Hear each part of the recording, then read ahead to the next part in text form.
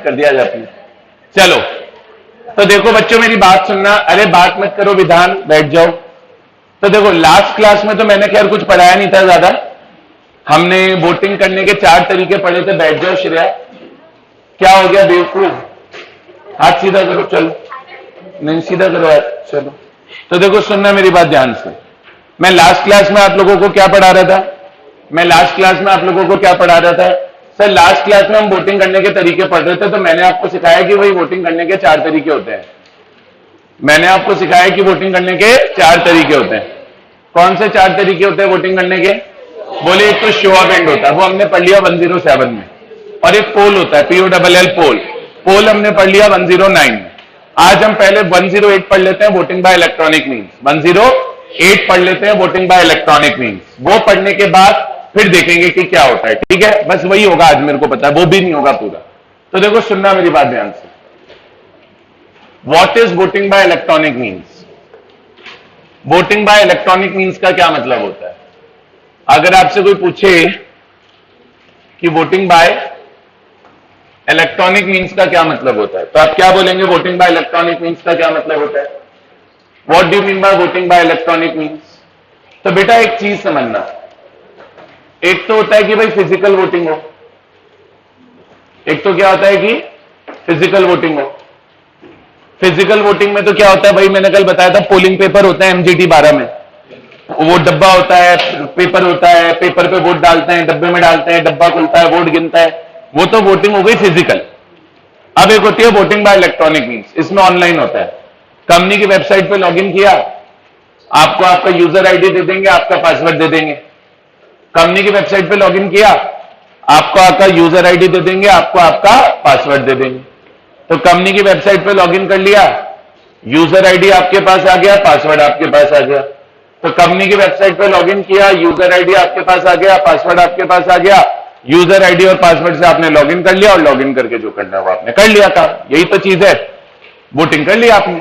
तो ये है वोटिंग बाय इलेक्ट्रॉनिक मीन्स की कहानी। तो अब देखो सुनो, वोटिंग बाय इलेक्ट्रॉनिक मीन्स में एक फायदा क्या है, मीटिंग अटेंड करने की जरूरत नहीं है, घर बैठे वोटिंग कर लो। रिमोट ई वोटिंग बोलते हैं उसको, क्या रिमोट समझते हो? जो काम दूर से हो जाए। आज ऑनलाइन वोटिंग के लिए मीटिंग में थोड़ी ना जाना है, नहीं, मीटिंग में जाके भी आप ऑनलाइन वोटिंग कर लो। मीटिंग में जाओगे तो अपना लैपटॉप ले जाओ, उसी पे डिक्चिक लॉगिन करो और वोटिंग करो, क्या दिक्कत है? और चाहिए तो मीटिंग में मत जाओ। अब ये श्रेया बोली मैं बहुत बिजी हूं, बोले सर नेटफ्लिक्स पे नई सीरीज आई है, मेरे को देखनी है। ठीक है, नेटफ्लिक्स पे नई सीरीज आई है, बोले मेरे को देखनी है, मैं बिजी हूं, मैं मीटिंग में नहीं जाऊंगी, बोले नई सीरीज आई है how to save from murder. ठीक है, तो बोले मैं वो देखूंगी। हाँ, how to get away from murder. ठीक है, मैं इतना देखता नहीं, मैं तो कल कहीं पढ़ रहा था ऐसी सीरीज आई है मर्डर से बचने की, मैं सोच रहा हूं 2-4 कर लूं, फिर सीरीज देख लूंगा और क्या। ठीक है, पहले देखूंगा और क्या, इतना तो पता ही है। पहले तो प्लानिंग कर लूं मर्डर किसका करना है। सबसे पहले ये कुछ आगे वाले 2-3 बच्चे हैं लाइन में, तो फिर वो देखेंगे सीरीज। खैर मैं भी कल छुट्टी करता हूं, सीरीज ही देखता हूं पहले, तो टेस्ट तो मेरे बिना हो जाएगा। तो चलो, हाँ हम भी तो देखेंगे, मतलब आप क्या चाह रहे हो, क्या बोल रही है? चलो बोल रही है हम भी तो देखेंगे। आपको किसका मर्डर करना है भाई? खुशप्रीत दूर बैठ जाओ, आपको तो ये चाटा मारेगी आप। चलो तो देखो सुनना मेरी बात ध्यान से, आज बच्चे कम देख के पढ़ाने की इच्छा खत्म हुई मेरी। चलो, तो लॉ बोला कि भाई मीटिंग के अंदर जो वोटिंग होती है वो इलेक्ट्रॉनिक मीन से भी हो सकती है, वो मीटिंग में जाके कर लो या रिमोट ही वोटिंग कर लो। ठीक है, अब लॉ बोला कि अगर कंपनी या तो लिस्टेड कंपनी है, या कंपनी में 1000 मेंबर्स है, कितने या ज्यादा हो, तो भले ऐसी कंपनी में मैंडेटरी होता है कि वोटिंग इलेक्ट्रॉनिक मीन से ही होगी। मतलब आपको अपने मेंबर्स को ऑप्शन देना ही पड़ेगा कि आप क्या कर लो, इलेक्ट्रॉनिक वोटिंग कर लो। इलेक्ट्रॉनिक वोटिंग में क्या होता है, वोटिंग भी ऑनलाइन होती है, वोट्स काउंट भी ऑनलाइन होते हैं, और फिर रिजल्ट भी ऑनलाइन पता चलता है कि मेजॉरिटी में कितने वोट आए और फेवर में कितने वोट आए। तो लॉ बोला जो भी कंपनी एक तो लिस्टेड कंपनी है या लिस्टेड कंपनी नहीं भी है, लेकिन कंपनी के अंदर अगर 1000 या उससे ज्यादा मेंबर है, तो बोले ऐसी कंपनी में इलेक्ट्रॉनिक वोटिंग करना मैंडेटरी है, ऑप्शनल नहीं है, मैंडेटरी है। वहां वोटिंग इलेक्ट्रॉनिकली होगी। और पता है इलेक्ट्रॉनिक वोटिंग में भी पोल जैसा सिस्टम होता है, हर पर्सन के पास उतने वोट होते हैं जितने उसके पास कंपनी में नंबर ऑफ शेयर्स होते हैं। तो देखो इन्होंने क्या बोला, इन्होंने क्या बोला वोटिंग बाय इलेक्ट्रॉनिक मीन्स में। वोटिंग बाय इलेक्ट्रॉनिक मीन्स, सबसे पहले समझो इसकी एप्लीकेबिलिटी।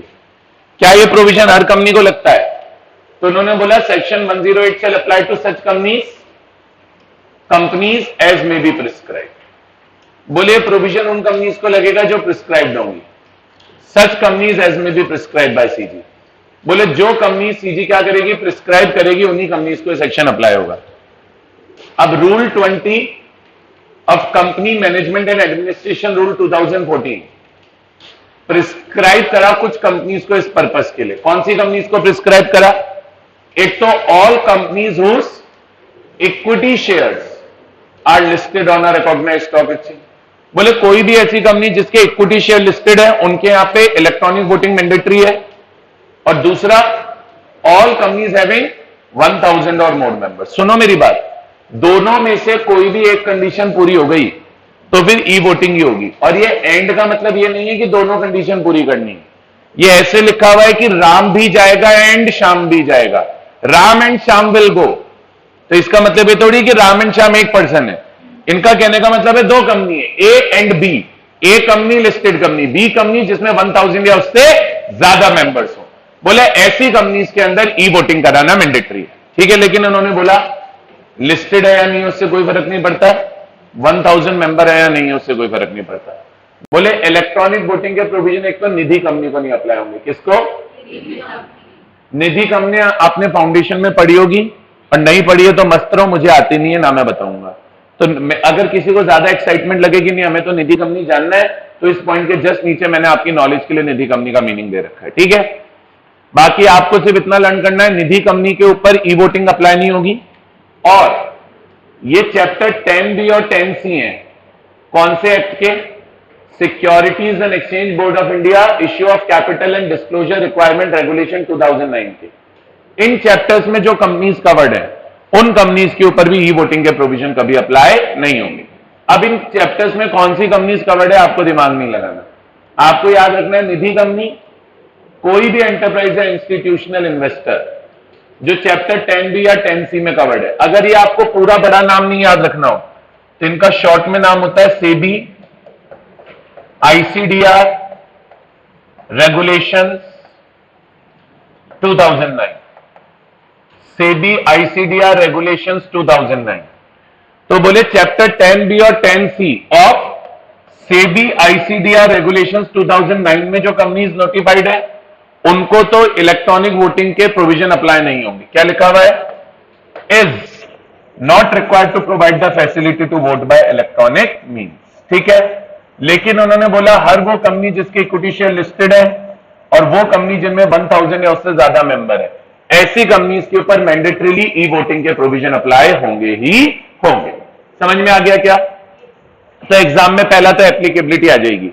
बताओ इलेक्ट्रॉनिक वोटिंग कौन सी कंपनीज में कराना मैंडेटरी है? तो बोले जिन कंपनीज में 1000 मेंबर्स हो या जो कंपनीज के इक्विटी शेयर लिस्टेड हो। फिर एग्जाम में बता देना निधि कंपनी और जो कंपनीज कवर्ड है चैप्टर 10B या 10C में और सेबी आईसीडीआर रेगुलेशन 2009, बोले ऐसी कंपनीज के ऊपर ई वोटिंग के प्रोविजन अप्लाई नहीं होते। बोलिए आया क्या?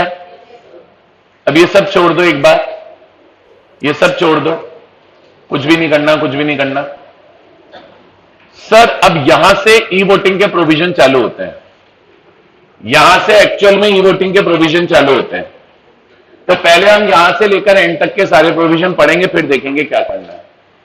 सबसे पहले यार कंपनी में मीटिंग हो रही है, वोटिंग तो मीटिंग में ही होगी ना, या चाहो तो रिमोट ई वोटिंग कर लेना, पर इधर विच वेज मीटिंग तो होगी। तो सबसे पहला पॉइंट तो ये लिखा है जनरल मीटिंग का नोटिस भेज दो। जनरल मीटिंग का नोटिस कैसे जाएगा? रजिस्टर्ड पोस्ट से चला जाए, स्पीड पोस्ट से चला जाए या इलेक्ट्रॉनिक मीन्स वगैरह से चला जाए, नोटिस भेजने का तरीका वही है। तो mode of sending notice of general meeting, पहले तो जनरल मीटिंग का नोटिस लिखो। कैसे भेजोगे? बाय रजिस्टर्ड पोस्ट से स्पीड पोस्ट भेज दो, बाय कुरियर सर्विस भेज दो, थ्रू इलेक्ट्रॉनिक मीन्स भेज दो। इलेक्ट्रॉनिक मीन्स में मतलब क्या होगा? हर मेंबर की ईमेल आईडी ले लेंगे और ईमेल आईडी पे भेज देंगे notice, namely registered email ID of the recipient.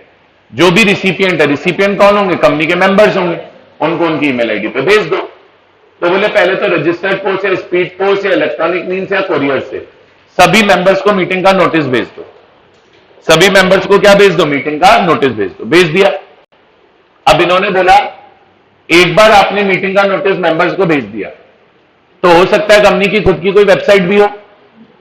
एक बार आपने मीटिंग का नोटिस कंपनी के मेंबर्स को भेज दिया तो हो सकता है कंपनी की खुद की कोई वेबसाइट भी हो। तो बोले मीटिंग का जो नोटिस मेंबर को भेजा है वो नोटिस कंपनी की वेबसाइट के ऊपर भी क्या कर देना, डिस्प्ले कर देना। तो the notice of general meeting shall also be placed on the website if any of the company forthwith यानी immediately after it is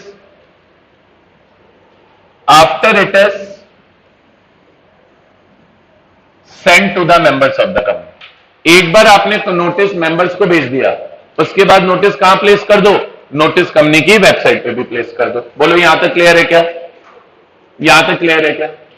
अब ये बोल रहा है जो आप मीटिंग का नोटिस भेजोगे ना मेंबर्स को, जो क्या भेजोगे, मीटिंग का नोटिस भेजोगे मेंबर्स को, उसमें ये सब डिस्क्लोजर्स करोगे। Disclosures and notice send to the members by the company. भाई मेंबर्स को आपने नोटिस भेजा ना मीटिंग का, तो मीटिंग के अंदर ये सारी बातें डिस्क्लोज होंगी। एबीसी तो ये, फिर नीचे और 4-5 पॉइंट है, ठीक है। तो 4 नीचे के और 3 ऊपर के, टोटल ये 7 पॉइंट मीटिंग का जो नोटिस मेंबर्स को जाएगा उसमें डिस्क्लोज करने। अब पहला पॉइंट तो ये बोलना है जब मेंबर्स को नोटिस भेजो तो मेंबर को क्लियर बता देना कि भैया आपको बधाई हो ये जानकर कि हम लोग जो मीटिंग का नोटिस भेज रहे हैं उसके अंदर अब की बार आपको ये भी ऑप्शन है कि आप वोटिंग बाय इलेक्ट्रॉनिक मीन्स कर सकते हैं। तो the notice shell disclose that company is providing facility for voting by electronic means. Clear है। अब बी पॉइंट में मेंबर को यह बताया जाएगा कि तुम्हारे पास 2 ऑप्शन है, या तो तुम मीटिंग में आ जाना और मीटिंग में वोट कर लेना। बोले मीटिंग में आया और मीटिंग में वोट करा तो मीटिंग में या तो वोट इलेक्ट्रॉनिकली कर लेना। बोले मीटिंग में आके भी इलेक्ट्रॉनिकली वोट कर सकते हो, या मीटिंग में आओगे तो हम आपको पोलिंग पेपर दे देंगे और पोलिंग पेपर से वोट कर लेना। और ये भी बोलो कि अगर तुम मीटिंग में नहीं आना चाहते तो कोई बात नहीं, तुम मीटिंग में मत आना, फिर तुम रिमोट ई वोटिंग कर लेना। रिमोट ई वोटिंग का क्या मतलब होता है, मीटिंग को बिना अटेंड किए किसी दूसरी जगह बैठकर क्या करना, वोटिंग करना। तो भैया रिमोट ई वोटिंग क्या है, remote e voting means voting which takes place from a place other than the registered office of the company. Remote e voting एक ऐसी वोटिंग है जो कंपनी के ऑफिस में बैठ के या मीटिंग के वेन्यू पे बैठ के नहीं हो रही, बल्कि किसी अदर प्लेस पे बैठ के हो रही है। ठीक है, हम घर बैठ के वोटिंग कर लो, ऑफिस बैठ के वोटिंग कर लो, ये पॉइंट है। तो ए पॉइंट तो क्या बोला समझना, ए पॉइंट तो बोला जब आप मेंबर्स को नोटिस भेजो तो नोटिस में मेंबर्स को यह बता देना कि तुम्हें मीटिंग अटेंड करने की जरूरत नहीं है। ठीक है, तुम्हारे पास 2 ऑप्शन रहेंगे, चाहो तो मीटिंग अटेंड कर लो। बोले मीटिंग अटेंड करोगे तो या तो इलेक्ट्रॉनिक वोटिंग करना या पोलिंग पेपर से करना, और मीटिंग अटेंड नहीं करो तो रिमोट ही वोटिंग कर लेना। समझ गए क्या। तो ए पॉइंट तो बोल रहा है the company is providing facility for voting by electronic means. B point क्या बोल रहा है पढ़ना, the facility for voting either through electronic voting system और बैलेट या पोलिंग पेपर, बैलेट पेपर बोल लो पोलिंग पेपर बोल लो, shall also be made available at the meeting। मतलब मीटिंग में भी आपको ये फैसिलिटी रहेगी कि आप वोट कर लो। ऐसा नहीं है कि आपको रिमोट ही वोटिंग ही करनी है, आप चाहो तो मीटिंग में भी कर लो। और एक और चीज क्या बोल रहा है आगे देखना। अब आगे एक बहुत अच्छी बात इस पॉइंट में लिखी है कि जो मेंबर्स रिमोट ई वोटिंग कर चुके हैं, सर रिमोट ई वोटिंग क्या मीटिंग से पहले ही हो जाती है। बोले उन मेंबर्स को भी ये राइट तो रहेगा ही कि वो मीटिंग अटेंड कर ले। आज मान लो रिमोट ई वोटिंग एक्चुअली क्या होता है, मीटिंग के 3 दिन पहले ही चालू हो जाती है। तो मान लो आपने रिमोट ई वोटिंग कर ली, आप वोटिंग ऑलरेडी कर चुके हैं, बाद में आपका मन हो गया कि नहीं मैं तो मीटिंग भी अटेंड करूंगा, तो लॉ बोला कोई भी ऐसा मेंबर जो रिमोट ई वोटिंग कर चुका है वो मीटिंग अटेंड कर सकता है। बस इतना ध्यान रखना है कि मीटिंग के अंदर आकर उसको वापस से वोट करने का राइट नहीं होगा, या जो वोट उसने पहले डाला था उस वोट को चेंज करने का राइट नहीं होगा। बट हाँ मीटिंग अटेंड करनी करे, लॉ बोला उसमें हमें कोई परेशानी नहीं है। तो अब देखो बी पॉइंट फिर से पढ़ना, the facility for voting either through electronic voting system और बैलेट और polling paper shall also be made available at the meeting and members attending the meeting who have, जो अगर रिमोट ई वोटिंग से पहले vote नहीं किया, who have already not already cast their vote by remote e voting shall be able to exercise their right at the meeting। और फिर C point continuation में बोल रहा है the members who have cast their vote by remote voting prior to the meeting, वो भी meeting में आ जाएंगे, may also attend the meeting but shall not be entitled to cast their vote again। मतलब member के पास क्या हो गया, दो ऑप्शन हो गए। बी ऑप्शन तो ये बोल रहा है कि मीटिंग अटेंड कर लो और मीटिंग में इलेक्ट्रॉनिक वोटिंग से वोटिंग कर लो या पोलिंग पेपर से वोटिंग कर लो, और सी पॉइंट बोल रहा है कि आप रिमोट ही वोटिंग कर लो और रिमोट ही वोटिंग करने के बाद मन हो जाए तो मीटिंग भी अटेंड कर लेना, लेकिन मीटिंग के अंदर वापस से वोट नहीं कर पाओगे। बोलो आया क्या? वो तो ऑब्वियस सी बात है, 2-2 बार 4-4 बार 6-6 बार थोड़ी ना कोई आदमी वोट करेगा। बोलो आया क्या? अच्छा, अब एडिशनल डिस्क्लोजर्स क्या है, सी पढ़ो। Additional disclosures in the notice send to the members by the company. The notice shall क्या indicate the process and manner for voting by electronic means. अब sir voting by electronic means होगी तो आपको notice में सबको बताना पड़ेगा ना इलेक्ट्रॉनिक वोटिंग करने का प्रोसेस क्या है। हर कोई को थोड़ी ना प्रोसेस अच्छे से आता होगा, हर कोई इतना टेक्स हैवी थोड़ी होता है। आज तुम लोगों की हालत देख लो कैसी है। You people are so called next gen, या आप लोगों को नेटिजेंस भी बोला जाता है, ठीक है। आप लोग तो नेटिजेंस हैं, आप लोग तो नेक्स्ट जेन है, तो भी आप लोग इतने बुद्धू हैं, इतने गवार हैं, और ये सत्य है। अपना सीए का रजिस्ट्रेशन फॉर्म साइबर कैफे में जाते हैं पढ़ने। सर मैं बता रहा हूं, मान लिया करो, ठीक है। हाँ हाँ, कुछ शांत भी तो बैठे हैं। चलो, तो ऐसे थोड़ी मैं खुद से बड़ा सब क्या, चलो जो भी है। सो आप तो नेक्स्ट जेन वाले लोग रह गए। अब कंपनी के मेंबर तो बुड्ढे बुड्ढे लोग होते हैं, हम जैसे हैं, कोई 35 साल का, कोई 40 साल का, कोई 50 साल का, कोई 70 साल का, कोई खुशप्रीत की जैसे 85 साल का, तो भैया 85 85। तो भाई ऐसे लोगों को क्या पता भाई इलेक्ट्रॉनिक वोटिंग कैसे होती है। तो बोले नोटिस में पूरा प्रोसेस बता देना। अब प्रोसेस क्या होगा, वेबसाइट का एड्रेस दे देंगे, लॉगिन आईडी पासवर्ड बता देंगे, अगले को बोल देंगे देख लॉगिन आईडी पासवर्ड डाल के वेबसाइट पे लॉगिन कर लियो, ये विंडो आएगी, इस विंडो पे यहाँ पे क्लिक करियो, यहाँ पे क्लिक करेगा तो ये विंडो खुलेगी, इस विंडो पे ये कर दियो, फिर फलाना कर दियो, फिर एक्सेप्ट कर दियो, फिर वोट हो जाएगी। और क्या, तो प्रोसेस बता दो अगलों को। तो बोले the notice shell indicate the process and manner for voting by electronic mean. Indicate the time schedule, time भी बताना पड़ेगा। टाइम बताना पड़ता है रिमोट वोटिंग के केस में कि रिमोट वोटिंग चालू कब होगी और खत्म कब होगी। नॉर्मली रिमोट वोटिंग मीटिंग के 2-3 दिन पहले चालू होती है और जिस दिन मीटिंग होती है उससे 1 दिन पहले खत्म होती है, शाम को 5 बजे। जिस दिन मीटिंग होती है उससे 1 दिन पहले खत्म होती है, शाम को 5 बजे। तो ये बोला indicate the time schedule including the time period during which the votes may be cast by remote voting. Remote voting का क्या मतलब है कि भाई आप मीटिंग जिस जगह पे है वहां पे मत बैठो, कहीं और पे बैठ के आराम से वोट कर दो। बोलो आया। अच्छा, और क्या बताएंगे, provide the details about the login ID, obvious सी बात है। और ये भी बताएंगे कि पासवर्ड कैसे प्राप्त होगा। या तो पासवर्ड को जनरेट करने का प्रोसेस होता है, किसी नंबर पे मैसेज भेजो, फिर ओटीपी आएगा, ओटीपी डालोगे तो पासवर्ड आएगा, या तो इस तरह की कुछ कहानी होती है। सीए फॉर्म में भी तो ऐसी होती है, या तो ऐसे होता है या मेल वेल पे आ जाता है पासवर्ड, जो भी है। Specify the process and manner for generating और receiving the password and for casting of vote. ये 4 बातें भी नोटिस में बतानी पड़ेंगी। तो कुल मिला के देखो कहानी क्या है सर। कहानी है नोटिस में आपको डिस्क्लोज करना है क्या कि आपको फैसिलिटी मिल रही है for voting by electronic means.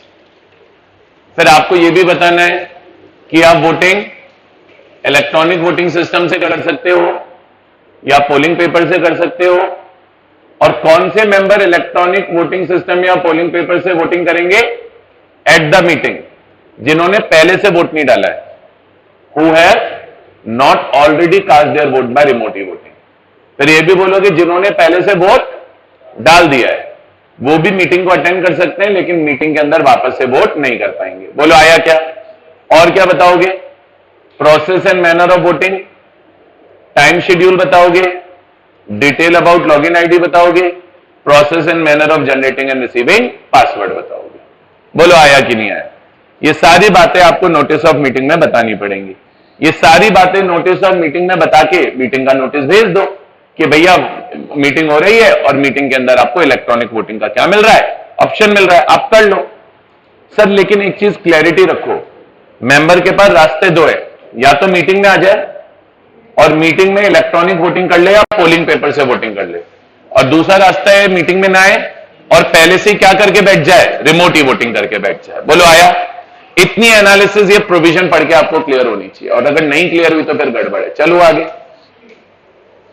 आगे इन्होंने क्या बोला, बोले आपने सभी मेंबर को मीटिंग का नोटिस तो भेज दिया। मीटिंग का नोटिस कितने दिन पहले गया होगा? मीटिंग के 21 डेज पहले, ये तो हम ऊपर पढ़ के आए।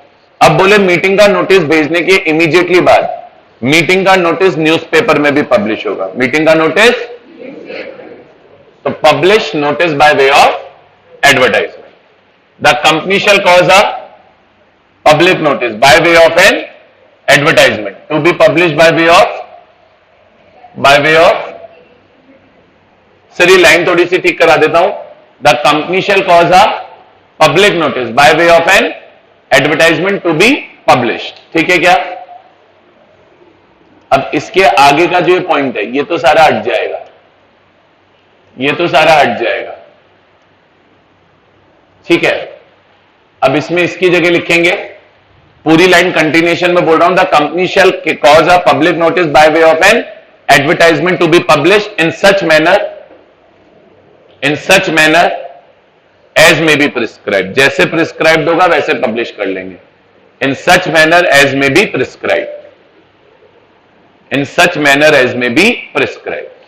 मतलब ये हो गया कि कंपनी को क्या करना है, पब्लिक नोटिस भी पब्लिश करना पड़ेगा न्यूज़पेपर में एडवर्टाइजमेंट के फॉर्म में। बोलो आया कि अब एडवर्टाइजमेंट कितने दिन पहले जाएगा? भाई मीटिंग के 21 डेज पहले। ठीक है, तो the public notice shall be publish at least 21 days before the date of meeting. यहां पे 21 डेज लिखा है, 21 क्लियर डेज नहीं लिखा। नोटिस 21 क्लियर डेज पहले जा रहा है, पब्लिश 21 क्लियर डेज पहले नहीं हो रहा है, यहां सिर्फ 21 डेज लिखा है। मतलब अगर मीटिंग 25 तारीख की है तो 25 में 21 माइनस कर दो, 4 तारीख आएगी, तो 4 तारीख है उससे पहले पहले नोटिस पब्लिश हो जाएगा। बोलिए आया क्या? अच्छा, अब नोटिस पब्लिश का होना है, कहानी वही है, एक इंग्लिश न्यूज़पेपर में और एक वर्नाकुलर न्यूज़पेपर में। तो the public notice shall be publish at least once in a vernacular newspaper, at least once in English language in English newspaper. यहां तक क्लियर है कि सिर्फ इतना लर्न करो। नोटिस क्या पब्लिश होगा? एक तो पब्लिश होगा वर्नाकुलर लैंग्वेज के न्यूज़पेपर में। वर्नाकुलर लैंग्वेज कौन से डिस्ट्रिक्ट की? उस डिस्ट्रिक्ट की जहां पे कंपनी का रजिस्टर्ड ऑफिस है। और एक इंग्लिश न्यूज़पेपर में, और इंग्लिश न्यूज़पेपर ऐसा होना चाहिए जो इंडिया वाइड का हो, having country wide circulation. Times of India में पब्लिश कर दो, हिंदुस्तान टाइम्स में पब्लिश कर दो, ये सारे न्यूज़पेपर्स ऐसे हैं जिनका क्या है, कंट्री वाइड सर्कुलेशन है, उसमें कर दो। आजकल एक वो आता है, क्या नाम है उसका, लाइम लिम का पता नहीं क्या तो है, एक और है मिंट, सॉरी, तो मिंट में पब्लिश कर दो, वो भी इंडिया वाइड न्यूज़पेपर है इंग्लिश में, उसमें कर दो। इकोनॉमिक टाइम्स में 3-4, एक हिंदू है, ये सबसे अच्छे इंग्लिश न्यूज़पेपर्स है जिनका इंडिया वाइड सर्कुलेशन है। बाकी तो मुझे पता नहीं इंग्लिश न्यूज़पेपर में किसी का इंडिया वाइड सर्कुलेशन हो तो। किसका है? डीएनए कौन पढ़ता है बेटा, वो कॉमिक बुक होती है। चलिए, कलरफुल पन्ने होते हैं उसमें। आइए, यहां तक क्लियर? देखा आपने कभी डीएनए क्या? चलो, आपका डीएनए खराब हो जाए उसको देख के। आइए, हाँ, वो स्कूल में ही होता है, वो स्कूल वालों को कमीशन मिलती है तो बच्चों को आके सब्सक्रिप्शन बांटते हैं। चलो आओ, खैर कोई ना, ऐसी है दुनिया। तो मैं आपको क्या बता रहा था, सबसे पहले तो मीटिंग का नोटिस पब्लिश होना है। मीटिंग का नोटिस मीटिंग के 21 डेज पहले पब्लिश होना है। मीटिंग का नोटिस एक अंग्रेजी अखबार और एक देसी अखबार में पब्लिश होना है। अब पब्लिश क्या करेंगे अखबार में? पब्लिश क्या करेंगे अखबार में? पब्लिक नोटिस शैल, ओहो, public notice shell specify the following matters. क्या क्या? एक तो ये बताओ कि मीटिंग में बिजनेस क्या करने वाले, काम धंधे क्या करेंगे। Statement that business may B transacted, और वो ट्रांजेक्ट होगा कैसे? Through voting by electronic means. मतलब न्यूज़पेपर में बता दो कि मीटिंग में क्या धंधे पानी करोगे, और जो धंधे पानी करोगे वो कैसे करोगे? इलेक्ट्रॉनिक मीन्स से करोगे। दूसरी चीज एडवर्टाइजमेंट में क्या बताओगे? रिमोट ई वोटिंग कब चालू होगी और रिमोट ई वोटिंग कब खत्म होगी। Date and time of commencement of remote e voting, date and time of end of remote e voting. Clear है? एक कट ऑफ डेट बता दो। कट ऑफ डेट क्या होती है अब ये समझो। सर, जिस दिन कंपनी की मीटिंग है उससे पिछले 7 दिनों में कोई भी एक डेट सेलेक्ट कर ली जाती है। जैसे मीटिंग है 24 तारीख की या 25 तारीख की ले लो, तो पिछले 7 दिन हो गए, 24 तारीख, 23 तारीख, 22 तारीख, 21 तारीख, 20 तारीख, 19 तारीख, 18 तारीख। तो 18 से 24 में से कोई भी एक दिन कट ऑफ डेट सेलेक्ट कर लो। मान लो हमने बोला कट ऑफ डेट है 20 तारीख, मीटिंग के प्रीसीडिंग 7 डेज में से कोई भी एक दिन कट ऑफ डेट फिक्स होती है और उस कट ऑफ डेट पे जो कंपनी के मेंबर्स होंगे उनको वोटिंग राइट मिलेगा। देखो कंपनी की क्या है वोटिंग, कंपनी की क्या है मेंबरशिप कॉन्स्टेंटली चेंज होती है। आज मेंबर कोई और है, कल कोई और होगा, परसों कोई और। तो हम ऐसे तो कर नहीं सकते कि सीधे मीटिंग वाले दिन ही देख रहे हैं कि भाई मेंबर कौन है, क्योंकि फिर लोगों को लॉगिन आईडी पासवर्ड वगैरह कैसे भेजेंगे। तो एक कट ऑफ डेट सेलेक्ट होती है। क्या सेलेक्ट होती है? Cut off date. और कट ऑफ डेट कौन सी मानी जाएगी? कोई भी डेट फिक्स कर सकते हो which is within 7 days before the date of meeting. बोलिए आया क्या? बोलो आया क्या? तो कट ऑफ डेट हम न्यूज़पेपर के एडवर्टाइजमेंट में बता देंगे, date and time of end of remote e voting बता देंगे, date and time of commencement of remote e voting बता देंगे, और ये बता देंगे कि रिमोट ई वोटिंग से कौन से धंधे पानी हम करने वाले हैं जिनके ऊपर इलेक्ट्रॉनिक वोटिंग होगी। क्लियर है क्या? अरे बोलिए। और फिफ्थ पॉइंट में बताएंगे कि ये कि कौन से मेंबर्स को लॉगिन आईडी पासवर्ड कैसे मिलेगा। ये न्यूज़पेपर में भी बताएंगे, नोटिस में ऑलरेडी बता चुके हैं, अब न्यूज़पेपर में जो ऐड जा रहा है उसमें भी बताएंगे कि आपको अपना लॉगिन आईडी पासवर्ड कैसे मिलेगा। The manner in which persons who have acquired shares and become member of the company after dispatch of notice may obtain login ID and password। बोलिए आया क्या? सर ये लाइन समझिए आपने, मीटिंग का notice जाने के बाद जो लोग कंपनी के क्या बने, मेंबर्स बने, उनको अपना लॉगिन आईडी और पासवर्ड, उनको अपना लॉगिन आईडी और पासवर्ड कैसे मिलेगा ये आपको बताना पड़ेगा। बोलो आया क्या? भाई देखो हुआ क्या, मीटिंग का नोटिस तो मीटिंग के 21 दिन पहले ही चला गया। मान लो इसने कंपनी के शेयर श्रेणा मीटिंग के 15 दिन पहले खरीदे, तो इसको तो नोटिस नहीं आया होगा ना मीटिंग का। तो अब ऐसे लोग आईडी पासवर्ड कैसे ऑब्टेन करेंगे ये भी आपको न्यूज़पेपर के एडवर्टाइजमेंट में बताना पड़ेगा। बोलिए आया क्या? बोलिए आया क्या?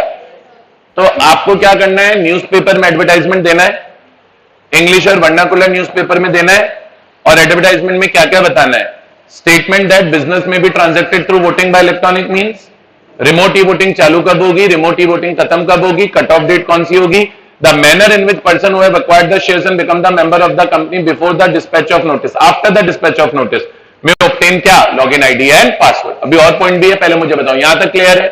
चलो अब आगे इन्होंने क्या बोला, जो न्यूज़पेपर में एडवर्टाइजमेंट किया है उसके अंदर एक स्टेटमेंट डालेंगे। स्टेटमेंट में ये बताएंगे कि जो हमने नोटिस में डेट और टाइम बताया है उस डेट के बाद किसी को भी रिमोट ई वोटिंग करने दिया नहीं जाएगा। Statement that remote e voting shall not be allowed beyond the set date and time. दूसरा, आपको यह भी बताना पड़ेगा कि जो मेंबर्स मीटिंग में आएंगे उनको वोटिंग कैसे होगी। तो आप बता देना कि जो मेंबर मीटिंग में आएंगे उनके पास वोटिंग के 2 तरीके रहेंगे, या तो आप मीटिंग में आके भी इलेक्ट्रॉनिक वोटिंग कर लेना या पोलिंग पेपर से कर लेना। Manner in which the company shall provide for voting by members present at the meeting. बोल जो मीटिंग में आए हैं वो कैसे वोटिंग करेंगे ये भी बता देना। और क्या बताओगे? सी पॉइंट, ये ऊपर भी पढ़ा था, न्यूज़पेपर के एड में भी ये बता दो कि जो लोग रिमोट ई वोटिंग कर भी चुके हैं उनके पास भी ये राइट रहेगा कि वो मीटिंग को क्या कर ले, अटेंड कर ले, बस वो मीटिंग के अंदर वापस से क्या नहीं कर पाएंगे, वोट नहीं कर पाएंगे। तो न्यूज़पेपर के एड में भी बता दो कि member may participate in the general meeting even after exercising his right to vote through remote e voting but shall not be allowed to vote again in the general meeting. Clear है क्या? और ये भी बता दो कि voting का right उन्हीं लोगों को मिलेगा जो कट ऑफ डेट वाले दिन कंपनी के मेंबर होंगे, जिनका कट ऑफ वाले डेट के दिन कंपनी के रजिस्टर ऑफ मेंबर में नाम होगा या कट ऑफ डेट वाले दिन रजिस्टर ऑफ डिपॉजिटरी में नाम होगा। देखो शेयर फिजिकल फॉर्म में होंगे तो company register of member maintain करेगी, तो जिन लोगों का नाम रजिस्टर ऑफ मेंबर में कट ऑफ डेट वाले दिन होगा वो लोग वोट करेंगे।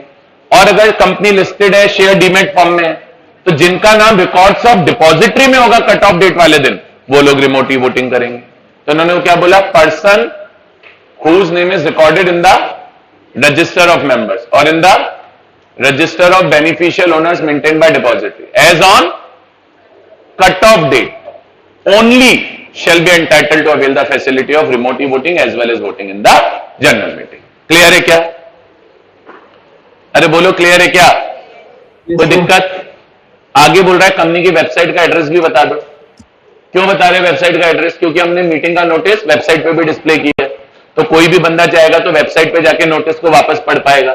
तो website address of the company, website address of the company if any where notice of general meeting is displayed.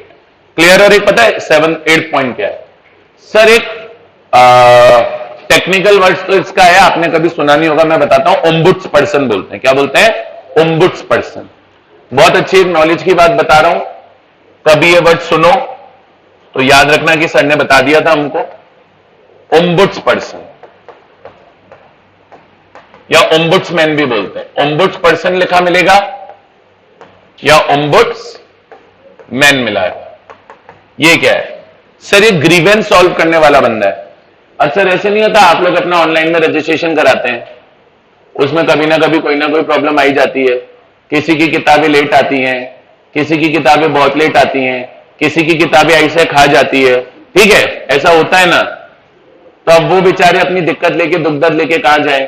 कई बच्चे ऐसे होते हैं जो बेचारे अपनी 12th की मार्कशीट अपलोड करते हैं, उसके बाद फिर मेल आता है कि अरे तुमने तो अपलोड ही नहीं करी। फिर तुम अपलोड करते हैं, फिर अपलोड भी हो जाती है, फिर वहां दिखाता ही नहीं कि बोले अपलोड भी हो गई। तो इस तरह के जो ऑनलाइन प्रोसेस में मजाक होते हैं, इंस्टीट्यूट सब चीज के लिए आपको पहले ही तैयार कर देता है।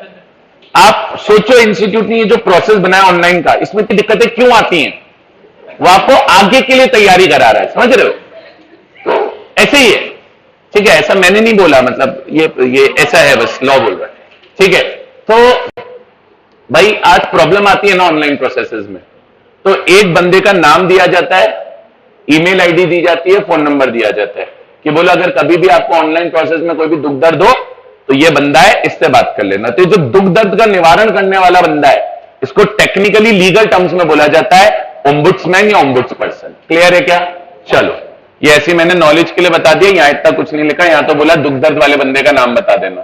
तो क्या लिखा है? क्या लिखा है? पढ़ना। इन्होंने बोला नेम डेजिग्नेशन। नेम मान लो हर्ष भंडारी, नहीं, हर्ष अग्रवाल। डेजिग्नेशन चपड़ासी। एड्रेस जुगी बस्ती। Email ID and phone number of the person responsible to address. Address माने सॉल्व ग्रीवेंसेस यानी कंप्लेंट्स किसकी? Connected with the facility for voting by electronic means. और ये बोल रहा है ये जो न्यूज़पेपर में ऐड आया ना, फिर ये भी कंपनी की वेबसाइट पे डाल देना। The public notice shall be placed on the website of the company if any. बोलिए आया कि नहीं आया? अब ये मत बोलना सर आपने पूरा हाईलाइट कर दिया। अब इसमें कुछ छुड़वा सकता नहीं था, छुड़वा सकता होता तो छुड़वा देता। बोलो यहां तक क्लियर है? अरे बोलो भाई। अब 2 पॉइंट आएंगे। एक तो रिमोट ई वोटिंग कैसे हो? रिमोट ई वोटिंग तो वो लोग करेंगे जो मीटिंग में जाने से पहले वोट कर दिए। नहीं आए नहीं मत बोलो, ये लोग भी जा सकते हैं मीटिंग में। रिमोट ई वोटिंग वो करेंगे जो मीटिंग में जाने से पहले वोट कर दिए। और फिर एक दूसरा ऑप्शन रहेगा कि मीटिंग में जाके वोट करो। तो अभी रिमोट ई वोटिंग कैसे होगी ये बता रहा है, फिर मीटिंग में जाके वोट कैसे होगा ये बताएगा। क्लियर है? तब सबसे पहले पढ़ो रिमोट ई वोटिंग। सबसे पहले पढ़ो रिमोट ई वोटिंग। अब रिमोट ई वोटिंग के लिए क्या बोल रहा है सुनना।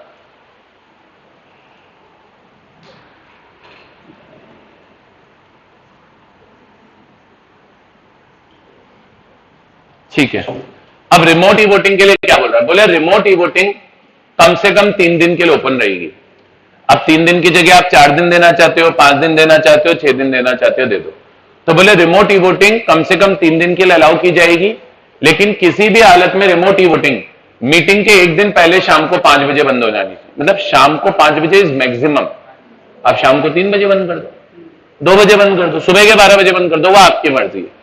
लॉ बोला कम से कम रिमोट ई वोटिंग के लिए लोगों को कितने दिन देने? 3 दिन। मतलब टोटल 72 घंटे सामने वाले को ई वोटिंग के लिए देने। और रिमोट ई वोटिंग बंद कब करनी है? लास्ट टाइम बंद करने का है शाम को 5 बजे मीटिंग के 1 दिन पहले। आप 5 बजे की जगह 4 बजे बंद कर दो, वो आपका मन है। बोलो आया क्या? मैक्सिमम टाइम कितना है वो रिमोट ई वोटिंग को बंद करने का? एक पिछले दिन के शाम के 5 बजे तक। तो जैसे कंपनी की मीटिंग है 15 तारीख को, तो कंपनी ने 12, 13 और 14 को रिमोट ई वोटिंग रखी। 12 तारीख को सुबह 9 बजे रिमोट ई वोटिंग चालू करी और 14 तारीख को सुबह 9 बजे बंद कर दी। कोई दिक्कत नहीं। 3 दिन हो गए ना टोटल में, या नहीं हुए? कहां हुए? 2 ही दिन तो हुए, 2 ही तो हुए। तो अब ये गलत हो गया। आपको कम से कम वोटिंग करने के लिए देने कितने दिन है? 3 दिन देने। तो 11 तारीख से लेकर 14 तारीख की सुबह 9 बजे तक का टाइम दे दो। लॉ बोला हमें कोई दिक्कत नहीं, बस 14 तारीख की शाम के 5 बजे बाद का टाइम आप किसी भी बंदे को रिमोट ई वोटिंग के लिए दे नहीं सकते। तो रिमोट ई वोटिंग कितने दिन ओपन रहेगी? The facility for remote e voting shall remain open for not less than 3 days and shall close at 5 PM on the date preceding the date of general meeting. Clear है क्या? अरे clear है क्या? आगे क्या बोल रहा है? अब बी पॉइंट वही जो हम 5 बार पढ़ चुके, बोले रिमोट ई वोटिंग वो लोग करेंगे जो कट ऑफ डेट वाले दिन कंपनी के क्या थे? मेंबर्स थे। इससे फर्क नहीं पड़ता कि उनके पास शेयर फिजिकल फॉर्म में थे या डीमेट फॉर्म में थे। बोले चाहे आपके पास शेयर फिजिकल फॉर्म में हो, चाहे आपके पास शेयर डीमेट फॉर्म में, बोले जो भी पर्सन कंपनी का मेंबर था, जो भी कंपनी का मेंबर था as on cut off date, वो चाहे तो ई वोटिंग कर सकता है। तो बोले ड्यूरिंग द पीरियड जब फैसिलिटी ओपन होगी, when facility for remote e-voting is provided, members of the company holding shares either in physical form or in dematerialized form as on the cut off date may opt for e-voting। मतलब जो company के members cut off date के दिन होंगे वो लोग e voting कर ले, कोई दिक्कत नहीं है।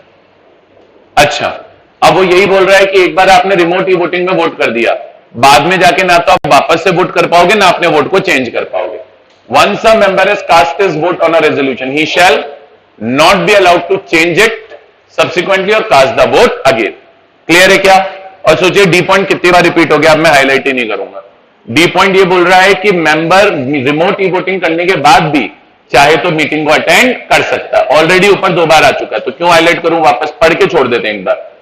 A member may participate in general meeting even after exercising his right to vote through remote e-voting, but he shall not be allowed to vote again। बोलो आया? और ई पॉइंट देखो कितना भयंकर है। बोले जब रिमोट ई वोटिंग का टाइम खत्म हो जाएगा तब रिमोट ई वोटिंग बंद हो जाएगी। वेरी गुड, मजा आ गया। तो बोले इसको इतना मजा आया अपनी कॉपी गिरा दी भाई। खुशी देख रहे हो? मतलब ऐसे खुशी हो गई खुशी को कि कॉपी गिरा दी खुशी ने। चलिए खुशी, कोई बात नहीं, खुशी खुशी आगे बढ़ते हैं। तो at the end of remote e voting The facility for remote e-voting shall forthwith be blocked। बोलो आया क्या? मैं तो ये पॉइंट हाईलाइट नहीं करूंगा, मेरे बस की तो नहीं है इसको समझाना। बोलो आया कि नहीं आया? बोले जब रिमोट ई वोटिंग का टाइम खत्म हो जाएगा तब रिमोट ई वोटिंग को बंद कर देंगे। अच्छा ओके, चले आगे क्या? अच्छा, पोल प्रोसेस पढ़ा था क्या अपन ने? तो पोलिंग करने के लिए ट्रांसपेरेंट और फेयर बंदा अपॉइंट किया था। क्या नाम दिया था उस भाई को? स्क्रूटिनियर। तो यहां स्क्रूटिनियर की छोटी बहन रहेगी स्क्रूटिनाइजर। कौन रहेगी? स्क्रूटिनाइजर। एक ही बात है, स्क्रूटिनियर का ही दूसरा नाम स्क्रूटिनाइजर है।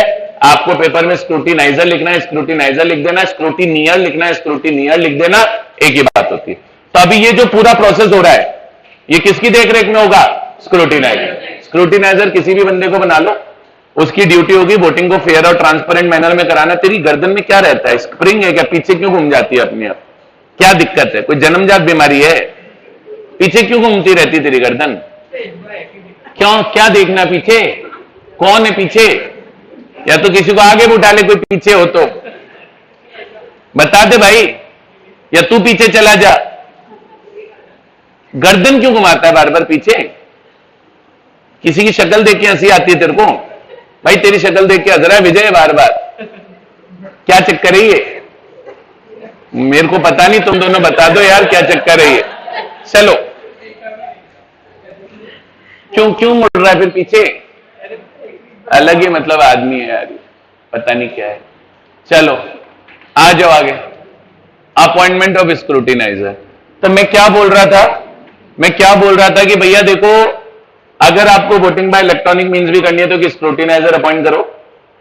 स्क्रूटिनाइजर एक बढ़िया बंदा होना चाहिए, CA type, cost accountant type, lawyer type, मेरे जैसा, मतलब बस वो कंपनी का एम्प्लॉय नहीं होना चाहिए। और एक ऐसा बंदा होना चाहिए जो रेप्यूटेड बंदा हो, जिसका नाम वाम हो थोड़ा सा, ये नहीं सड़क से उठा के भिखारी को बना दिया, वो नहीं होना चाहिए। तो देखो ये पॉइंट क्या लिखा है, तेरे को नहीं बोल रहा मैं, तेरे को नहीं बोल रहा। चलो तो इधर देखना, सुनना मेरी बात। तेरी कान की एक बली गिर गई भाई, सही में गिर गई? अच्छा, एक दी नहीं घर वालों ने, बोले सीए बनेगा तब देंगे हैं। चलो, आजकल घर वाले भी कैसे हैं नहीं। चलो, ये असली डायमंड है नकली है? असली है, आधा कैरेट का, बता दे। वाह यार, हमें तो आया नहीं कभी ऐसा कोई गिफ्ट। चलो हमको भी मिलवा दे यार, जो ऐसे लोग गिफ्ट देते हो। मम्मी ने दिया था कि चलो फिर ठीक है, मान लेते हैं हम। तो देखो सुनना मेरी बात, अरे हुआ कुछ नहीं होगा, छोड़ो यार। तो देखो पढ़ना तो मम्मी का एक इयरिंग गिर गया होगा, उनको समझ नहीं आया एक का क्या करे, बोले ले तू पहन। चलो बेटा भी खुश, बेटी भी खुश, मम्मी भी खुश। चलो तो देखना इधर, तो आ जाओ आ जाओ आ जाओ आ जाओ आ जाओ। पढ़े क्या? मैं कुछ नहीं बोल रहा, तो लॉ बोल रहा है। तो अपॉइंटमेंट ऑफ स्क्रूटिनाइजर इजी सा टॉपिक है। Sir the board of director shall appoint one और मोर स्क्रूटिनाइजर, एक से ज्यादा भी हो सकते हैं, ठीक है। द स्क्रूटिनाइजर में भी आप चार्टर्ड, नहीं देखो यहां लिखा है सीए होगा, सीएस होगा, फिर ये बोला नहीं कोई और भी हो सकता है, जरूर नहीं है प्रोफेशनल बंदा है, ग्रेजुएट को बना दो, बस वो कंपनी का एम्प्लॉय नहीं होना चाहिए, रेप्यूटेड बंदा होना चाहिए। मेन कॉन्सेप्ट ये देखो, पढ़ो, ठीक है। तो the scrutinizer may be chartered accountant in practice, cost accountant in practice, company secretary in practice और एडवोकेट, ये तो सारे प्रोफेशनल हो गए। लेकिन आगे आगे उन्होंने बोल दिया कोई और भी हो सकता है, और एनी अदर पर्सन, बस वो क्या नहीं होना चाहिए, who is not in the employment of the company, यानी वो कंपनी का एम्प्लॉय नहीं होना चाहिए, and is a person of repute. Repute माने इज्जतदार आदमी। अब जैसे हर्ष नहीं बन पाएगा, तो is a person of repute who in the opinion of board, जो बोर्ड को लगता है कि इस प्रोसेस को फेयर मैनर में कराएगा, who in the opinion of board can scrutinise the voting and remote e voting process in a fair and transparent manner. Clear है क्या? अच्छा, अब सर देखो इसमें एक पॉइंट है, ये इलेक्ट्रॉनिक वोटिंग सिस्टम बड़ा टेक्निकल सिस्टम होता है, आईटी वाईटी की नॉलेज होनी चाहिए। अब स्क्रूटिनियर रह गए सीए सीएस टाइप के बंदे, इनको आईटी की नॉलेज इतनी होती नहीं, तो बोले स्क्रूटिनियर चाहे तो पोलिंग प्रोसेस कराते वक्त, वोटिंग बाय इलेक्ट्रॉनिक मींस कराते वक्त किसी भी एक दूसरे बंदे की हेल्प ले सकता है जो वेल वर्स्ड है। वेल वर्स्ड है नहीं जिसे बहुत अच्छे से आता है ई वोटिंग का प्रोसेस, लेकिन बोले जिसकी आप मदद भी ले रहे हो वो भी कंपनी का एम्प्लॉय नहीं होना चाहिए। आज मान लो मैं सीए हूं, मैं स्क्रूटिनाइजर हूं, मेरे को आईटी वाईटी की इतनी नॉलेज नहीं, अपन तो ईआईएस से बहुत दूर भागते थे, ईआईएस हमसे दूर भागती थी, हम उससे दूर भागते थे, तो दोनों में दूरियां बहुत थी। तो भाई अब हमको तो आईटी वाईटी इतनी आती नहीं है, ठीक है, तो हमने कहा यार किसी एक बंदे की नॉलेज ले ले जो वेल वर्स्ड विद आईटी है। तो मान लो ये है अमन की आशा, तो अमन ही तो बोला मैंने, तो मेरे को लगा इसका नाम अमन नहीं है, नहीं है क्या? तो क्या है? स्पर्श है। चलो स्पर्श की आशा से हमने कहा कि भाई हेल्प ले लेते हैं, तो सी पॉइंट बोला the scrutinizer Abhishek Lohia may take assistance of a person स्पर्श who is not in the employment of the company लेकिन who is well versed with the electronic voting system. किसी को रख लेंगे यार, क्या दिक्कत है, कंप्यूटर चलाने वाले बहुत है दुनिया में। चलिए मेन पैसा तो हम ही को मिलता है। आगे बोला scrutinizer shall be willing to be appointed, obviously बात है किसी को जोर जबरदस्ती तो बना नहीं देंगे। आज कंपनी गई इसके पास, हर्ष के पास, बोले तो स्क्रूटिनाइजर बन, हर्ष बोल रहा बोले नहीं बनूंगा, इसका एक हाथ काट लिया, बोले दूसरा भी काट लेंगे, ऐसे तो होगा नहीं ना, जो विलिंग है उसको बनाइए। तो scrutinizer should be willing to be appointed. आगे बोल रहा हाँ ये बहुत बढ़िया है सर, स्क्रूटिनाइजर क्या है, रजिस्टर मेंटेन करता है, जब वोटिंग कंप्लीट हो जाती है तो स्क्रूटिनाइजर वोट काउंट करेगा, तो जैसे जैसे स्क्रूटिनाइजर वोट काउंट करता जाएगा रजिस्टर में रिकॉर्ड करता जाएगा कि कौन से मेंबर ने असेंट दिया और कौन से मेंबर ने डिसेंट दिया। असेंट देना मतलब अप्रूवल देना, फेवर में वोट करना, डिसेंट देना मतलब रिजेक्ट करना, अगेंस्ट में वोट देना, फेवर में वोट नहीं देना। तो लॉ बोला स्क्रूटिनाइजर की एक ड्यूटी है कि वो एक रजिस्टर मेंटेन कर ले, जितने वोट फेवर में आए ये रिकॉर्ड कर ले कि फेवर में आए, जितने वोट अगेंस्ट में आए ये रिकॉर्ड कर ले कि अगेंस्ट में, और ये रिकॉर्ड कहां करना है, रजिस्टर में। तो क्या बोल रहा है, the scrutinizer shall be available, एक तो अवेलेबल रहेगा काउंटिंग करने के लिए, for the purpose of ascertaining the requisite majority. The scrutinizer shall maintain a register to record the assent और dissent receive mentioning the particulars of members. बोलिए आया? अब ये पॉइंट बहुत अच्छा है सर, इन्होंने बोला ये जो स्क्रूटिनाइजर ने रजिस्टर बनाया या वोटिंग से रिलेटेड जो भी कोई दूसरा डॉक्यूमेंट भी होगा वो सब स्क्रूटिनाइजर की कस्टडी में रहेगा, स्क्रूटिनाइजर की पोजीशन में रहेगा जब तक मीटिंग होल्ड नहीं हो जा रही, रेजोल्यूशन पास नहीं हो जा रहा और मिनट्स ऑफ मीटिंग नहीं बन जा रही। एक बार मिनट्स ऑफ मीटिंग बन गए और बनकर साइन हो गए, उसके बाद स्क्रूटिनाइजर के पास जो भी ये रजिस्टर है और जो भी डॉक्यूमेंट्स है relating to the voting process वो सारे डॉक्यूमेंट स्क्रूटिनाइजर हैंडओवर कर देगा टू द कंपनी। कंपनी में normally chairman of the company को हैंडओवर कर दिए जाते हैं। तो क्या बोला, the register and all other papers relating to voting by electronic means shall remain in the safe custody of scrutinizer. कब तक? Until the chairman considers, approves and signs the minutes, और उसके बाद वो कंपनी को हैंडओवर कर देगा। And thereafter scrutinizer shall handover the register and other related papers to the company. बताइए, आया स्क्रूटिनाइजर का पूरा प्रोविजन समझ में? अभी आगे और भी आएगी स्क्रूटिनाइजर की, तो काफी बात होनी है अभी आगे। शुरुआत से पढ़ो। बोर्ड ऑफ डायरेक्टर अपॉइंट करेंगे स्क्रूटिनाइजर को। स्क्रूटिनाइजर सीए हो सकता है, कॉस्ट अकाउंटेंट हो सकता है, सीएस हो सकता है, एडवोकेट हो सकता है, अदर पर्सन हो सकता है, जो कंपनी के एम्प्लॉयमेंट में नहीं होना चाहिए, और जो स्क्रूटिनाइज कर सकता है voting and remote e voting process को फेयर और ट्रांसपेरेंट मैनर में। क्लियर है क्या? यहां तक क्लियर है? जल्दी बोलो।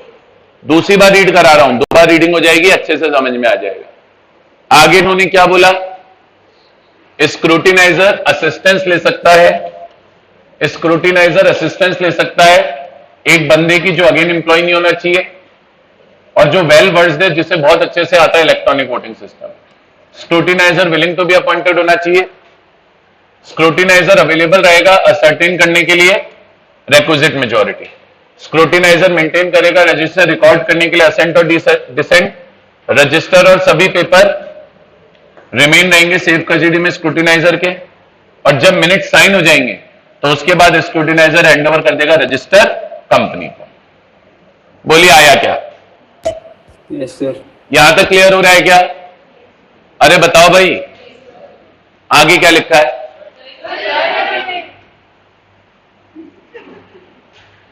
यार आप लोगों ने बताया नहीं यार। ये खुशप्रीत ने तो कर लिया हाईलाइट, लास्ट वाली रह गई क्या? चलो री हाईलाइट कर देते हैं। सर पूरा बिल्कुल भी नहीं करूंगा, बाकी दोस्तों की मदद लीजिए। रजिस्टर या जो भी अदर पेपर है किसके, रिमोट ई वोटिंग के, वो रहेंगे सेफ कस्टडी में स्क्रूटिनाइजर के जब तक मिनट साइन नहीं हो रहे। जब मिनट साइन हो जाएंगे तो वो हैंडओवर कर देगा रजिस्टर टू द कंपनी। ठीक है, कर दो हाईलाइट। यहां तक क्लियर है क्या? समझ में आया कि नहीं आया? पक्का? अब सर देखो, अभी तो रिमोट ई वोटिंग हुई है। अब जो लोगों ने रिमोट ई वोटिंग नहीं करी होगी वो तो मीटिंग में आके वोटिंग करेंगे ना। तब मीटिंग में आके वोटिंग कैसे होगी वो है, और फिर जब मीटिंग में भी वोटिंग हो जाएगी और रिमोट ई वोटिंग भी हो जाएगी, उसके बाद फिर वोट्स काउंट होंगे। फिर स्क्रूटिनाइजर एक रिपोर्ट बना के चेयरमैन को देगा कि रेजोल्यूशन पास हुआ नहीं हुआ, और चेयरमैन रिजल्ट्स को अनाउंस करेगा। ये पूरा प्रोसेस जो हमने कल पोल में पढ़ा था वैसा सही आएगा, देखना। अब आ गया वोटिंग एट जनरल मीटिंग। अब आ गया voting at general meeting. Voting at general meeting में क्या लिखा हुआ है? वोटिंग एट जनरल मीटिंग में लिखा है कि जो मेंबर्स ने रिमोट ई वोटिंग से वोट नहीं किया था वो लोग मीटिंग में आके वोट कर लेंगे। कंपनी उनको मीटिंग में आके ऑप्शन दे देगी वोट करने का कि मीटिंग में भी आ जाएंगे तो इलेक्ट्रॉनिक ई वोटिंग कर सकते हैं, या मीटिंग में भी आ जाएंगे तो ई वोटिंग नहीं करेंगे तो उनको पोलिंग पेपर दे देंगे और वो पोलिंग पेपर से वोट कर देंगे। और फिर वही बात, पता नहीं कितनी बार इनको मजा आता है रिपीट करने में। ठीक है, इन्होंने बोला जो लोग पहले ही रिमोट ई वोटिंग से वोट कर चुके हैं वो मीटिंग अटेंड तो करेंगे, लेकिन अटेंड करने के बाद वापस से वोट नहीं करेंगे। और ये मत समझना ये सर ने 4 बार लिखा हुआ है, ये लॉ के अंदर ही 4 बार लिखा हुआ है। तो मैं बी पॉइंट तो बिल्कुल नहीं पढ़ाऊंगा, ठीक है, और ए पॉइंट तो खैर पढ़ा नहीं है। अब लॉ बोला ड्यूरिंग जनरल मीटिंग। अब कंपनी क्या करेगी? कंपनी में ऑप्ट टू प्रोवाइड क्या, सेम इलेक्ट्रॉनिक सिस्टम दे देगी वोटिंग करने का जो यूज हुआ था as during remote e voting. In such a case the members attending the meeting, जो मेंबर्स ने मीटिंग अटेंड की और जिन्होंने पहले वोट नहीं करा है, and who have not exercise their right to vote through electronic remote e voting shell be entitled to vote using the electronic voting system. बस इतना सा पूरा पॉइंट अपने को लर्न कर लेना है, बाकी आगे अपने को जाना नहीं है। यहां तक क्लियर है क्या? हाँ जी,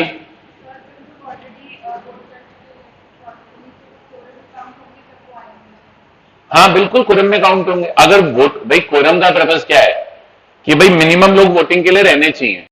तो आज जैसे आप दोनों ने मान लो रिमोट ही वोटिंग कर दी और इन तीनों ने नहीं करी, तो आप पांचों कोरम में काउंट होंगे। बस होगा ये कि जब वोटिंग होगी तो आप दोनों चुप करके बैठे रहिएगा, ये तीनों भाई बहन वोटिंग कर लेंगे, कोई दिक्कत नहीं।